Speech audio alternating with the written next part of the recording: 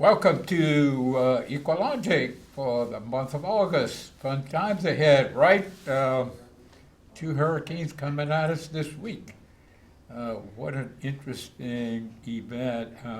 We were talking to Ed Roy earlier today, and he made the comment that we haven't seen anything like this before, so a new page of history and weather is coming to us. We have Dave Dixon, who is leading the team of various volunteers and public officials from Alexandria down to Vermilion Parish in dealing with this issue. So Dave, share with us, how are we being prepared? How are we getting ready for this? And, I have an air of optimism about what's going on. We have, from Hurricane Barry of last year, we're in a lot better shape. Even though we got two hurricanes coming, one is rather small, and according to Ed Roy, he thinks the first one probably may give us 2 to 4 inches, and the next one, worst case, should bring us 8 to 10. So that's 14, 15 inches. We could probably handle it with the situation we're in right now, and Dave will be sharing with us what that situation is. Dave? All righty. Just to give you a little preface about what we're going to be talking about today, we're going to be talking about an effort that we started about 3 years ago after the flood of 16 to assemble a team of all the organizations that have controls such as gates and pumps and whatever, and equipment that would be used to manage a flood situation in the watershed, to get all these folks playing off the same sheet of music. To give you an example, what happened during 16? During 16, these entities didn't necessarily talk to each other on a regular basis, or at all in some cases. Not at It all. didn't even have contact information to be able, for example, the Corps of Engineers to call St. Martin Parish to talk to whoever controlled that gate on Lake Henderson, and probably wasn't even aware there was a gate on Lake Henderson. So our objective was to pull all these people together and develop a plan and a team. Okay, and in addition to telling you about our team and plan, we're going to tell you about what we've done so far in preparation for these two storms that are coming at us right now. So can we have the first slide there, please?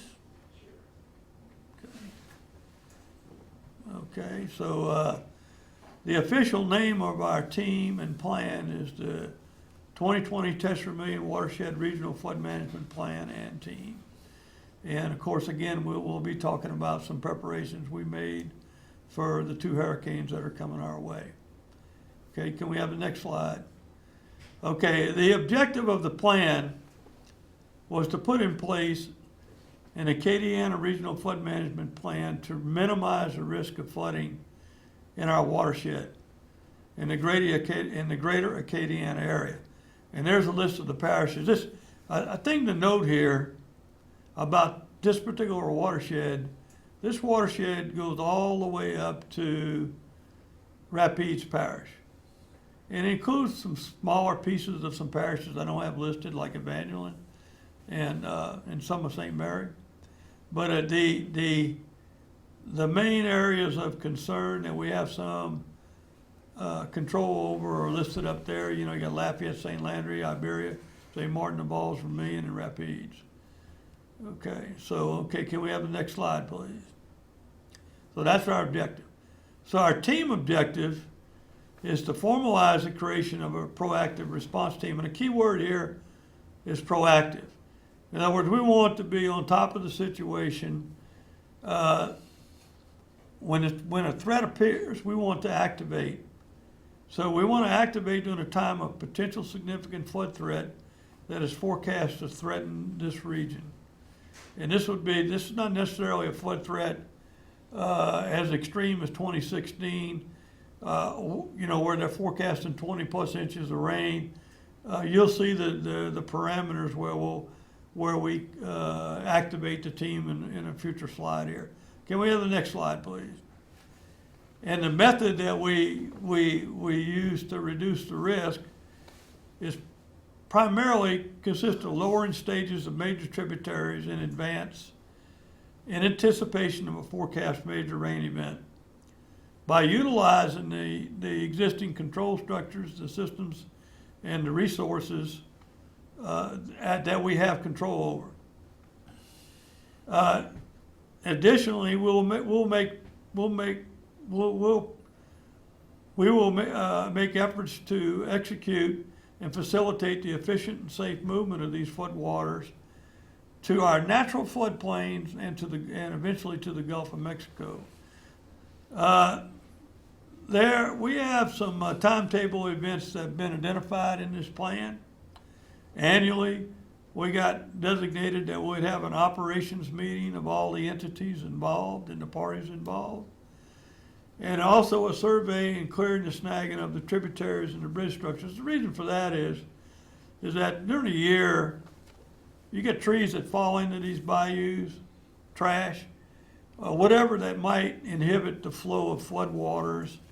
A good example of a problem that happened in 2016 regarding that was the bridge in Abbeville downtown. That bridge is pretty low it doesn't have a high clearance. And it ended up with the high water and a bunch of trees that came loose, floated down there and plugged that bridge. And the mayor of Abbeville told us that the water level on the north side of the bridge was a foot higher than the water level, foot and a half higher than the water level on the south side of the bridge due to plugging of the stream at the bridge. So we want to try to prevent that sort of thing by going out there annually and pulling all these dead trees and trash and such out of the tributaries so we don't have a problem like that. So the next timetable event is when we got a forecast that could result in a flood, just like we have with these two hurricanes coming. So, you know, the first step would be a conference call of all the different entities as soon as this forecast of an 8-inch or greater rain is made for our watershed. And we want to try to go at least 72 hours prior to this forecast rain event to start lowering stages in Bayou-Catawba and the Test Vermilion watershed. Now, I'll talk about Bayou-Catawba and how it is really super important to this watershed in some future slides up here. We're going to show you some pictures of all these different systems that we have some controls over. And then after the rain event or flood is passed, we want to return everything that we put in a flood mitigation position to the normal operations as soon as feasible. And then the last thing is we should have a follow-up meeting to review the operations during that threat response, okay? And to tell you a little bit about the plan and the team, where we are and the status of forming this team and plan. And we've had several meetings with the entities, and the team, the plan and the team formation is still in a draft stage, but it is complete enough to actually activate and operate and help reduce the risk of a flood. I got a list of the parties involved here in this plan.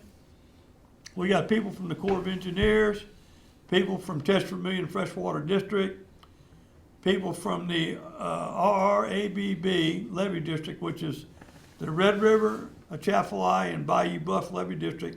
These people were mostly up in Alexandria. The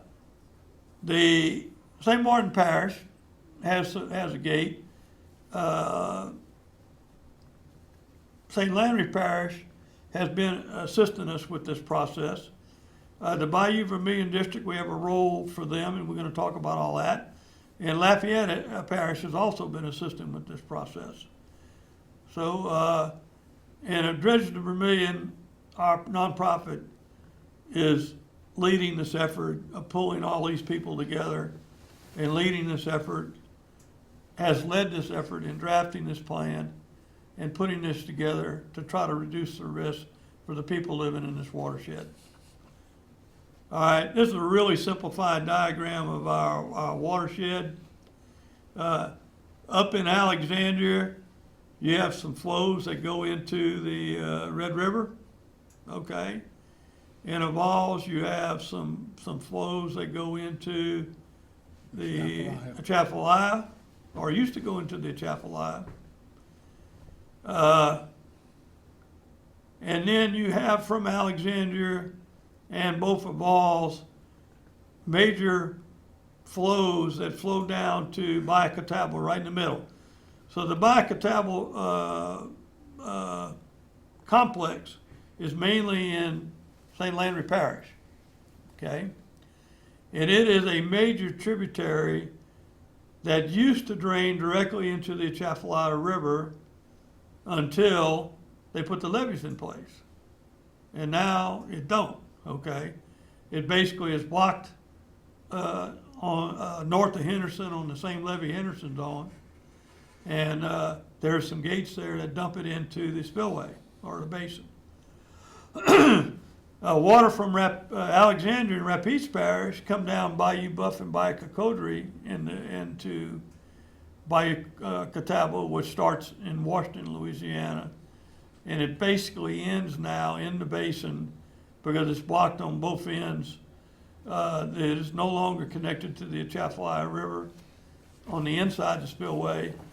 And it's connected to what's called the Remick Canal inside the spillway where the water goes south into Henderson Lake, okay? Well, it's supposed to. Supposed to. It's Needs a lot of work, It's dammed okay? off with pipeline spoil banks. Right. So, coming out of Bayou Catawba is Bayou Teche, okay? Everybody's pretty familiar with Bayou Teche, runs through Bow Bridge, runs way on down toward Morgan City to Baldwin, and exits the Gulf into the Gulf of Mexico in the which canal is that, Harold? The Sherrington Canal. The Sherrington Canal, okay. Yeah, from Baldwin to West Copeland Bay. A key thing to understand about the Bayou Teche and its role in draining the watershed is that somewhere between let me tell you exactly where it's at. South of St. Martinville, there's a dam that was built back in 1913 that's on the Bayou Teche that inhibits the amount of water that you can send down the Teche. It's a dam without a floodgate in it, so the only channel capacity you have is however high the water is above the weir and the dam, okay? And off of the Bayou Teche is the Vermilion River. It starts in Arnoldville, it's called Bayou Fusilier. Right south and east of Lafayette is the Cypress Island Swamp, which is one of our natural floodplain, overflow floodplains. And then, of course, out of Lafayette down through Abbeville and into Vermilion Bay into the Gulf of Mexico. On the right side of the diagram, Bayou Catawba has some weirs up by these gates that allow water to go into the basin, into the spillway. And those gates, those weirs are connected to Bayou Amy, which is basically the bar pit along the levee.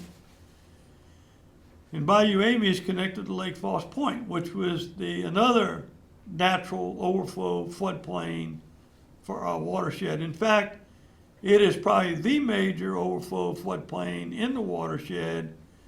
It is an enormous sized, very low elevation swamp that is east of, help me here, Harold, east of Jeanerette. Yeah. And I think Harold said it's Between 200 square Jeanerette and miles. Levy, yeah, it's over 200 square miles. It's 30 miles long and 10 miles wide, roughly. And it's got about 25,000 acres of open lakes. And then it has an enormous amount of overflow swamps all through the system. Right. And the key thing to know about where that It goes is, from Sherrington to Henderson. it's on the land side. In other words, it's on our side of the Henderson levee. Yep. People don't realize that, but actually, it was designed to be like that by the Corps of Engineers when they originally built the levee system after the Great Flood of 1927. They designed the Lake Foss Point Swamp to be a natural overflow for our lower part of our watershed. Yep, they knew they had to have retention or you'd cause massive flooding. The levee would cause massive flooding. Right. So this was the plan to prevent that from happening. It's a natural retention area. And it's very important in this particular situation because a lot of water in that whole watershed will end up in Lake Foss Point. And it drains directly through very large waterways into West Coast Blanche Bay. Another smaller overflow natural floodplain is up there by Catawba. Catawba connects to a number of swamps in St. Landry Parish Yeah. that act as a overflow floodplain for Catawba. Yeah, and you have Buff Cocodra, which I-49 goes through from Washington all the way up to almost to Whiteville, almost to the St. Landry exit. That whole swamp area on both sides of the road looked like you're driving on a big levee where you are. Because the road is about 30-foot elevation and the swamp's at 10. And so that's a big natural retention area. And then next to it, you have the Thistlethwaite WMA, and then Waukesha Swamp, and then the Darboll Swamp. Right, and you've probably driven I-49, if you've lived in this part of the country for a while. You've probably driven I-49 and noticed there, north of Washington, Louisiana, water alongside the road. Yep. And that's the overflow swamp that's connected to Catawba and its tributaries that come into Catawba by Cocodra. Okay, so all these natural overflows really play a key role in managing floods, okay? And working our way back up north again, there is a massive overflow area up there around Bourlonville, I don't know what they call that swamp. Pearl Lake Swamp. Pearl. Well, there's Lake Pearl, but then even beyond north of that, you got up there where by the Glaze went into the what do you call it? The Spring Bayou area. Spring Bayou area. Okay, it is huge natural overflow, natural floodplain. The problem is we have right now is a lot of the problem is the plumbing, getting the water to these floodplains. And getting the water, you can get, if you get the water in there, you still got to provide an outfall to let the water out of there some kind of way. So there's been a lot of projects done with some unintended consequences that really may have disrupted a lot of these flows, inhibited these flows, and a lot of deferred maintenance that hasn't been done for many years. Excuse me. I often tell the story that when I was in college, many years ago, over 50 years ago, that I worked on bayou test clearing and snagging up there around Arnoldville at the headwaters, okay, not too far from Port Barry. And I tell people, I said, that's probably the last time it's been done. We took a trip down to bayou test a few years ago in one of the religious processions. And found the bayou to be plugged up with lots of downed trees. And I heard the last procession, or the second to last one, that there was even some areas that they had to pull out that was impassable. There was too many trees in the bayou. And all these trees in the bayou inhibit the flows of floodwaters. Okay, so let's go ahead to the next slide there. Okay, and let's talk about, I don't know whether they can see color.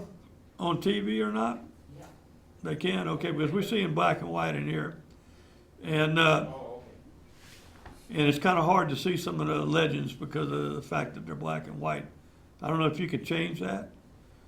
I could keep up with it on my computer if they can read it. Yeah, I think they can see it. Okay, if they can read it, if the audience can read it, we good.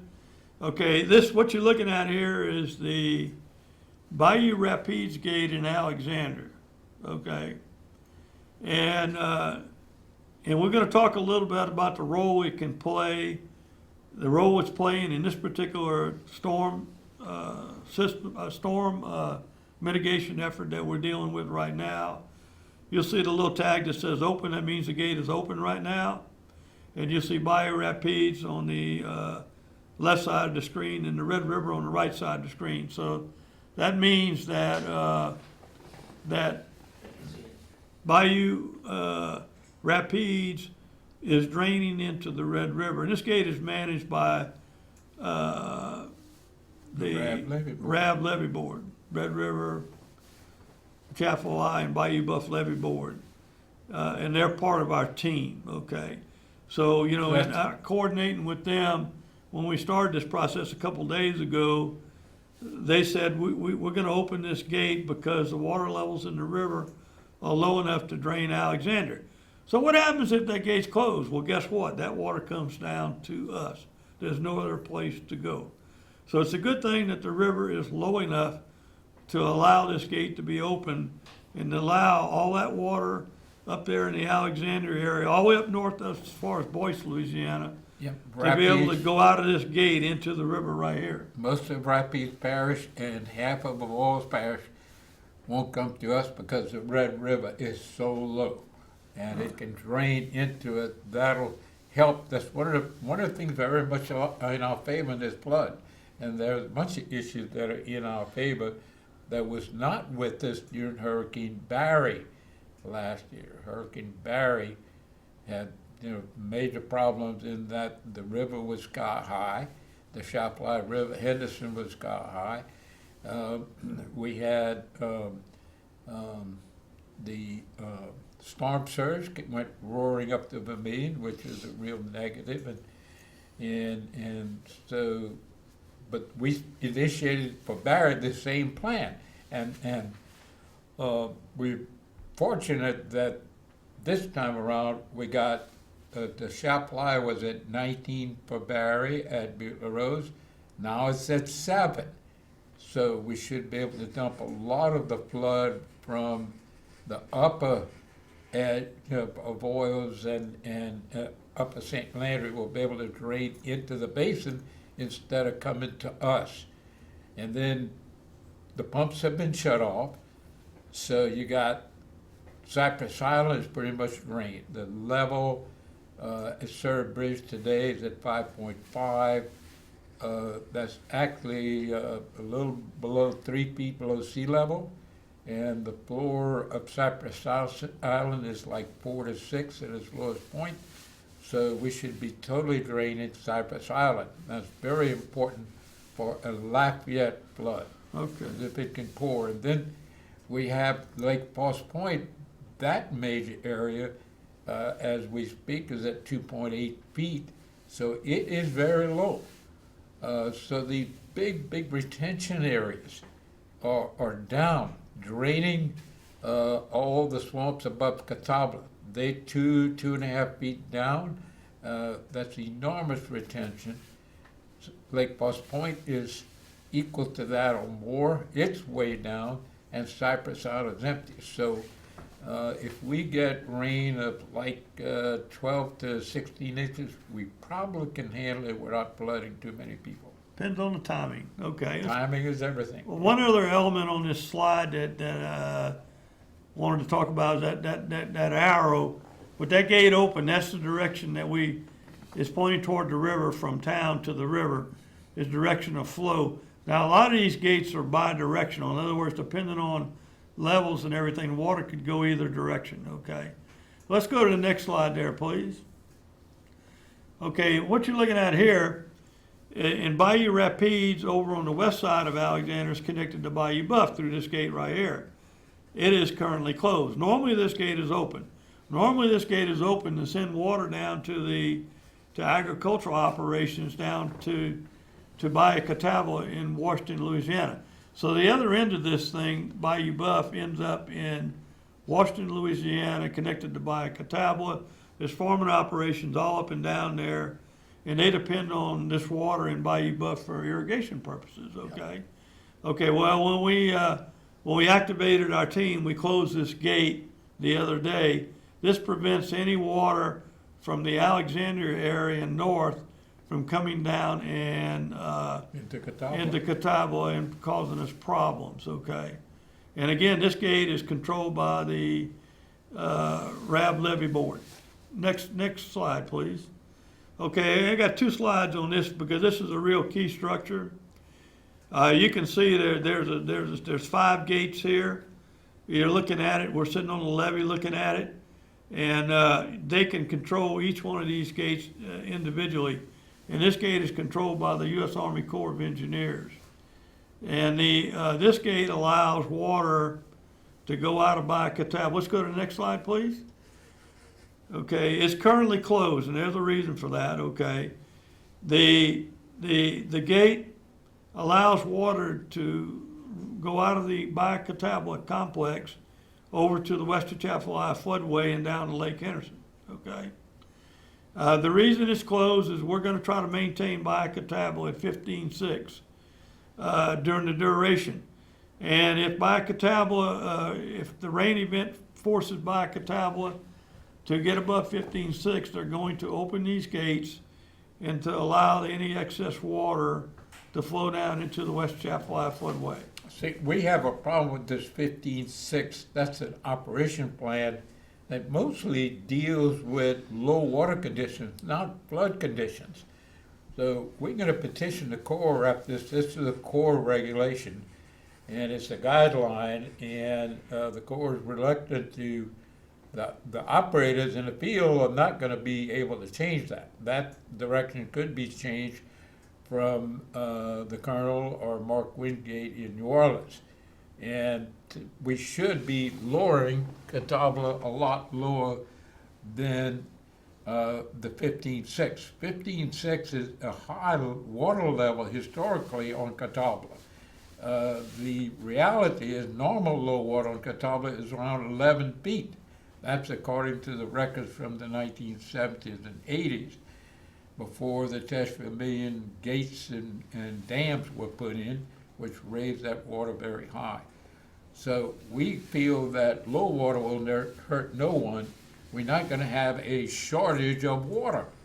We're going to have lots of water. There will not be a shortage. So lowering this would further increase the natural retention that is connected to Catawba. It would impact the whole system, including Lake Falls Point. It would impact Cypress Island. Lower the Vermilion more, lower the Catawba more, and we are increasing this natural retention. We're going to need all the retention we can get. As Ed Roy mentioned in a meeting earlier, he says, my advice is to get all the natural retention as low as you can get it. So instead of, filling up homes, we'll be filling up the swamps. Okay, one other thing to note here. You see the road on top of the levee there that isolates the land side from the floodway side. And I make the point that before these levees were built, Bayou Catawba was whatever level the water was in the river, in the Atchafalaya River. If the river was at 5 feet, Bayou Catawba was at 5 feet. Okay, it was at 5 feet. And the river would go to 5, even lower than that. Yeah, so the argument about having to keep, I know it's their regulation, they have guidelines to operate, but the argument to keep this water that high is, I think, a point that needs to be debated with the Corps and with Tetra Million Freshwater District, especially when you're dealing with managing floods. So we're working that issue as we speak. So again, next slide, please. Okay, there's another gate right north of this one, right across US 190. It was installed in the 40s. It's a relatively minor gate. It's connected to what they call the Bayou de Glace diversion bar pit that goes on up into Avals Parish. And it also goes over to the West Atchafalaya floodway. And currently this gate is closed also, okay? Let's next slide, please. The test for million pumping station, it's off. It's been off for several days now. We're not putting any water into the system using the pumps. And I don't expect these pumps will be started back up again till these threats are gone. Yeah. You know, and everything goes Yeah. back to normal. Okay, I think you jumped ahead there to the roof canal. Roof canal diversion structure, you see connects Bayou Teche via the roof canal to the Vermilion River. It was put in back in the early part of the, Early 40s. no, I thought it was older than that, like Could have been that. 1913. Canal. What? The Evangeline Canal. Yeah. Evangeline Canal. It's many years ago, maybe 100 years ago, from what I understood. Now, the structure may have been changed in recent history, okay, in the 40s or whatever. But anyway, what it does, since Bayou Teche is typically a higher level than, it's held at a higher level because of that dam down there in south of St. Martinville, to allow water to be released out of Bayou Teche into the route, into the Vermilion River, for fresh water for the rice farmers in Vermilion Parish. Currently, this thing is open, but it's not a significant amount of water coming into the river right here. Okay, next slide, please. All right, this is operated by Teche Vermilion also. It's on the Lowerville Canal that connects Bayou Teche to Lake Foss Point.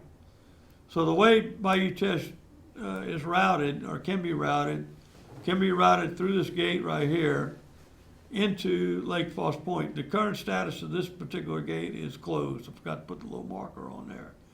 Because within their operating guidelines, the levels say it should be closed.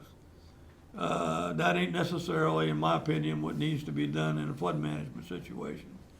But they do have an emergency generator on location that if they would lose power and they have to open this gate to manage the flood, that they can do it, okay? Can we have the next slide, please? The next slide is the southern control gate for Henderson Lake. And the story about this gate is that this gate was built when they built I-10 through the swamp. Yeah. They put this gate in there to raise the level in that area to float barges so they could do the construction on I-10. And it's remained there as a water control structure for Henderson Lake. So if they want to drain Henderson Lake for control of aquatic vegetation, this is where they would open it. The channel eventually ends up into the Atchafalaya River. The report was this morning, it was open the other day when the threats appeared. This is controlled by St. Martin Parish. And the Henderson Lake has been lowered to 6 feet from what I understand. Will be lowered to 6. Or their target is 6 feet. Target is 6, yeah. And they're dropping, what he said, 2/10 every 24 hours or Yes. something like that. Yeah. And this gate will remain open during this threat to allow any flood flows to pass down into the river. Okay. All right. The Bayou Vermilion District has a real, we talked about the trees being down in the bayou and the canal, and I think this is one of their slides right here of their clearing and snagging operation. And this is easy to see, how a tree like this that comes loose from the bank could float and get into a bridge and then completely stop the flow of the tributary. We got a call coming in. You on the air? Can we help you? Yes, I wanted to bring up the subject of keeping Bayou Catawba well, of course, Bayou Catawba was, my understanding is, and correct me if I'm wrong, but it was basically conceived to handle drought conditions in the Teche Vermilion watershed. Because of the building of the levee, they needed to have a way to didn't flow anymore, so they needed to get water over to this side of the levee. You're right, absolutely, yeah. Well, you mean the test for million? Test per million controls that to keep water flowing, to deal with salinity in Vermilion Parish, to deal with water quality issues. Originally, Bayou Vermilion, if you dropped a 2x4 at the Pinhook Bridge, it took 48 days or a mile a day to reach Vermilion Bay. With Test Vermilion, it reaches it in 48 hours. And so that's slow, it's only a mile an hour, but that's enough to keep the salinity from rising in wells that feed crawfish ponds and rice ponds. It also clears the bayou of a lot of bad stuff that flow in from sewer plants and you name it. So that was the original plan. Those are all very important things. But like a lot of things in life, the world has changed. We've gone from a world where we're worried about drought and dryness in South Louisiana to a world where we're worried about too much water. And the system seems to me to be designed to deal with the opposite of the problem we have now, which is too much water. We're trying to figure out a way to get water out of the system. We have these flood events, but we need to keep water in the system when we have a drought event, and we can have both. I agree with that. Yeah. But to try and when you have the differential between the west side of the levee and the east side of the levee, the Chaffly and Henderson Swamp, versus Bayou Catawba and Vermilion and Bayou Teche, when it's so high, to maintain the water level in Catawba artificially high, when we have the ability to drain it, and we are under threat from a serious flood event. I mean, I would like for both of you guys, who are obviously extremely knowledgeable, to comment on the wisdom of this. Whether or not we should take advantage of our ability to lower water levels on the Bayou Catawba and Teche Vermilion side of the levee. See, right now, the historical low water point at those control structures is called the Catawba gauge. Is not the gauge at the gate. They call it the Catawba gauge. Historically, the low point is 10.5, 11. And the normal water level in that system is 14.2, 14.3. That's the records from the 70s and the 80s. Then we put these super dams, 500, and we put it at 17.6. So we raised Catawba way beyond its historical level, and then we put in a rule that we can't lower it more than 15.6. Well, back before these weirs were put in, 15.6 would have been flood, would have been way above its normal level. So this has to be revisited.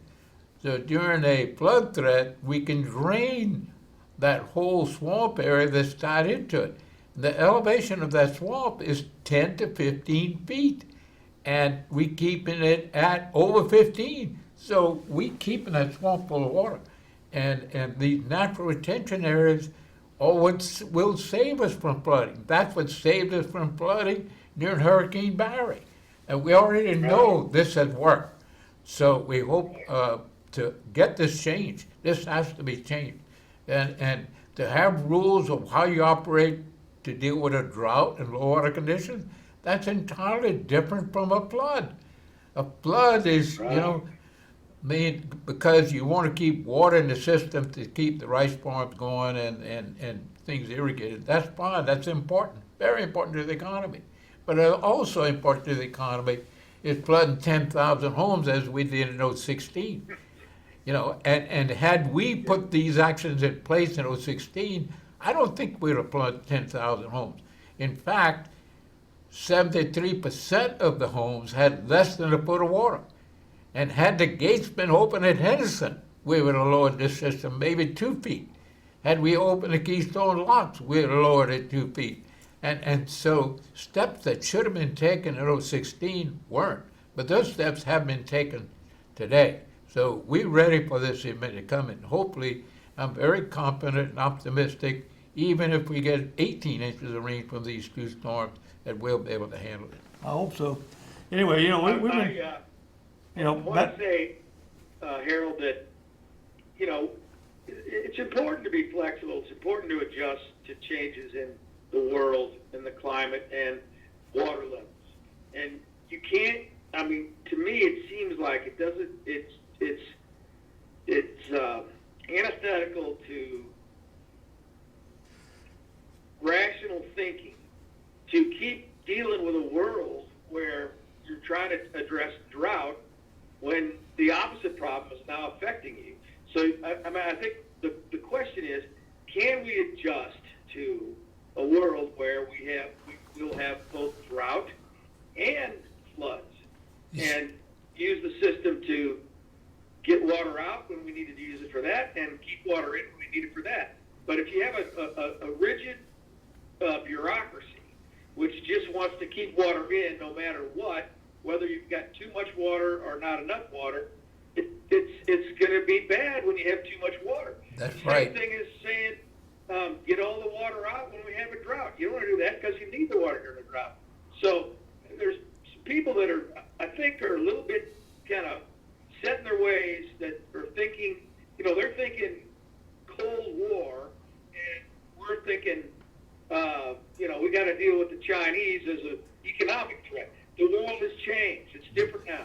Yeah, We need to adjust. in line with that, already the RAB levy board is pushing water to supplement what the test per million does.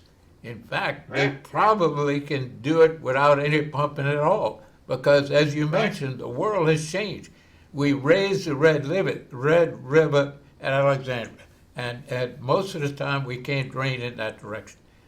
But Well, it's still got, even during low water conditions, it can still provide water all the way down to the Catawba and Washington to keep the farmers happy. Right. well, let me tell you Thank you this. very much, guys. I appreciate the great work you're doing and smart commentary. This issue has been brought up with Tetra Million Freshwater District from the beginning of these discussions over 3 years ago, okay? About their role should include managing flood as well as managing low water. And the story we always heard was that their legal had advised them not to get involved in any flood management activities. However, I have to say that they are participating to help us now. Maybe not to the extent we want, but they are participating. So, and some of the issues about that Harold addressed about these regulations restricting how far they can reduce the water level by Catawba are being revisited right now. That has to be changed. It really has to be changed. And getting back to 2016, had those pumps been shut off a week before, I would guess your house wouldn't have flooded. Yeah, I think he hung So up. anyway, thank you for the call, sir. But it's exciting to look at some of our goal here is to come up with solutions. So we got another call. You're on the air. Can we help you? Yeah, thanks. You mentioned the RAB levy board a couple times, and the earlier about the gate that was closed, I believe on the north end of this water system. It seems like the Rapides Parish, the levy board, and the people there are going along with your plan. Was that doesn't, when they close that gate, that doesn't create problems for them on the other side with high water or any kind of other back from that? Okay, one of Alexandria's big problem is that normally when the river is at full pool stage, you cannot drain Rapides Parish and Alexandria into the Red River. It has to come down to us. And then by Catawba is overwhelmed. And because Catawba doesn't drain very well, you got dams all over the place on it. Catawba doesn't drain very well, you got dams all over the place on it. Yep. Catawba doesn't drain very well, you got dams on it. So when we look at this, you know, we desperately need to improve the flow out of Catawba. And that can go into Henderson when the water's low, or it can go through a proposed new gate that we'd like to see put it down into Lake Foss Point, which can easily take it. So this whole thing has pointed out, you know, the need to improve the system for floods. And, you know, we interviewed a foreman of Balls Parish right after 2016, and he said, you know, I got 16 inches of rain in my rain gauge, and I was high and dry. Said 2 days later, I was 3 feet underwater. This tells you that the system couldn't hold it, that it was being restricted by the various dams and small waterways, the Keystone Dam, the Catawba dams that are sky high, and when it goes over, it's totally out of control. So the 2016 flood, you know, gave us an opportunity to see how this system could be better managed. And the incentive here deals with the fact that of the 10,700 homes that flooded from Alexandria down to Abbeville, 73% had less than a foot. And so it's very important. Our goal was to say, can we lower the foot? We think we can, and as was shown during Barry. Right. Now, And let me mention, too, that the RAB Levy Board, the Rapides Police Jury, the Balls Police Jury, St. Landry, Evangeline, all these parishes have bent over backwards to work with us to solve these problems. right.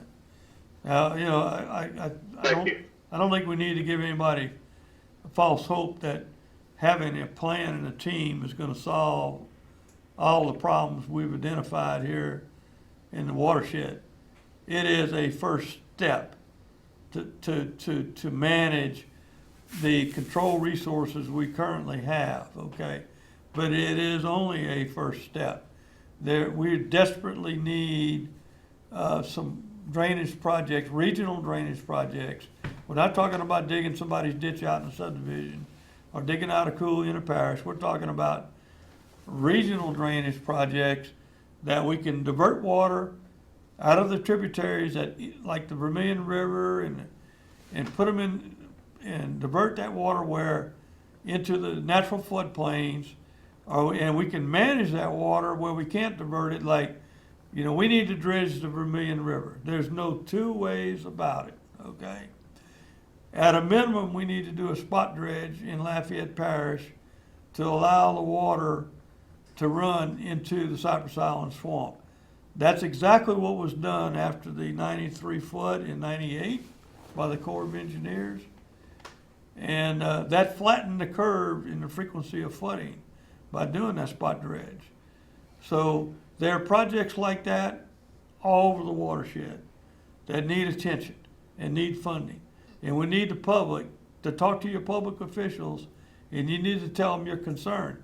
Otherwise, every time there's a storm like this, you're gonna be doing crazy things like wrapping your house in visqueen and sandbagging it and moving your furniture out and lifting your furniture and going crazy having to take some anxiety medication because of the water's coming up in your front door, which stories we heard today, Yeah, which is but ridiculous. It's interesting. There are solutions. You know, there are natural retention areas that we can prove. There's one by Broussard, what's the old Lake Grand Veillon.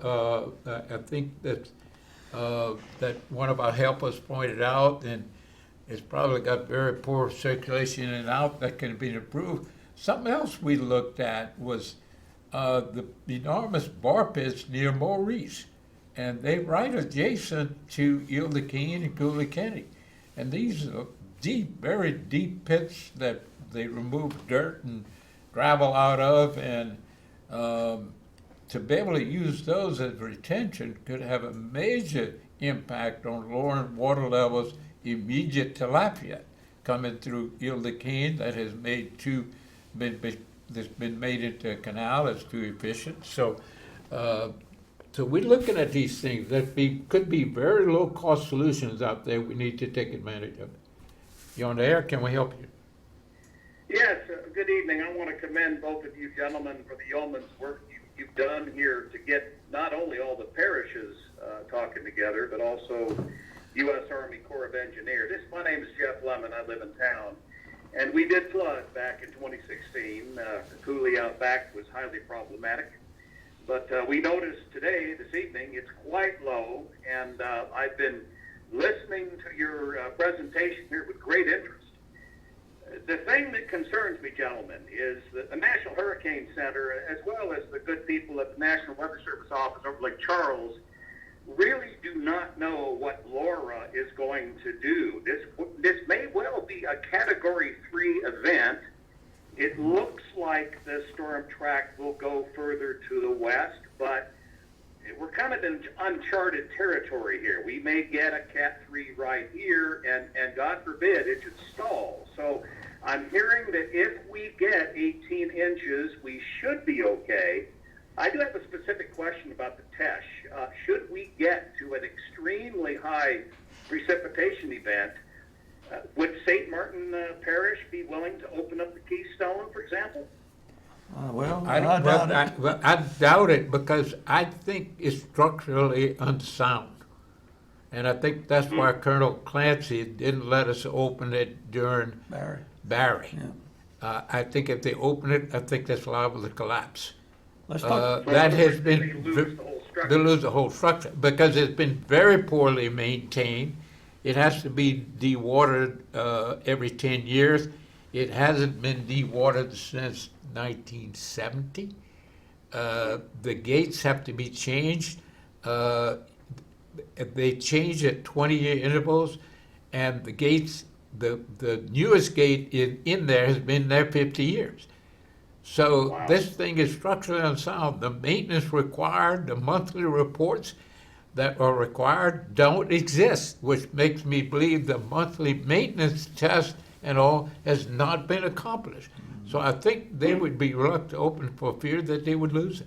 Let's talk about what Ed Roy told us today in the meeting. Well, gentlemen, I'm going to conclude my call here. Thank you again for everything. Your efforts are very much appreciated. God bless you all. Jeff, I think we're on top of it. We're optimistic. We may be totally wrong, but I think that the conditions are such that we can probably handle an 18-inch rain from both of these events.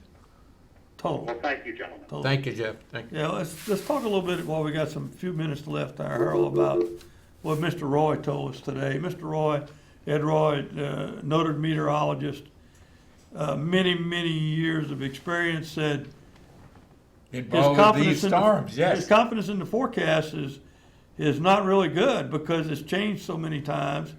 He said exactly what this gentleman just said, that we could end up with a Category 3. With the wrong track, we could end up with a 15-foot storm surge in Vermilion Bay. Yeah. So a 15-foot storm surge in Vermilion Bay coming up the river on top with 18 inches of rain, that mix would be a disaster. There's no two ways about it. You know, there's very little that you could do up here to manage something Well, like the that. storm surge for Barry is 12.8 at the Bowman Lock. Right. And We're I think at- it actually came to, 12.6 at Surrey. yeah, And so if you added 3 more feet on top of that, it'd been 15.6, Yeah. which would have flooded a bunch of people. but the storm surge started going down before the rains came.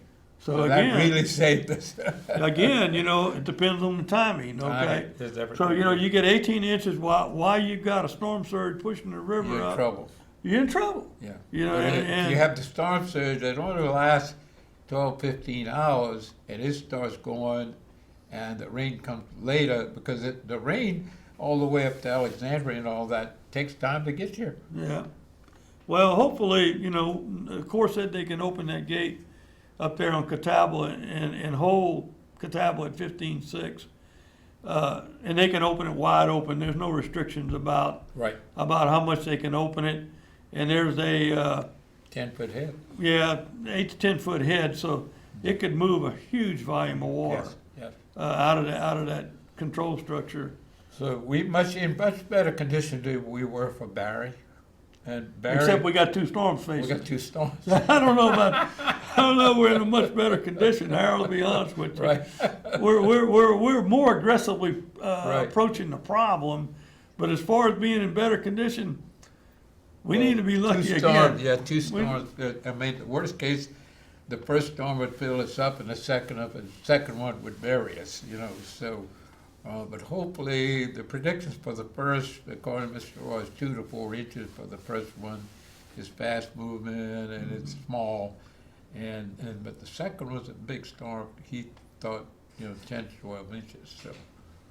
Yeah. Well, we got Yeah. about 5 minutes left in the show. 30 seconds. Oh, so thank you, Dave, for coming. It's kind of fun to work in this. We're optimistic. We might be proven completely wrong, but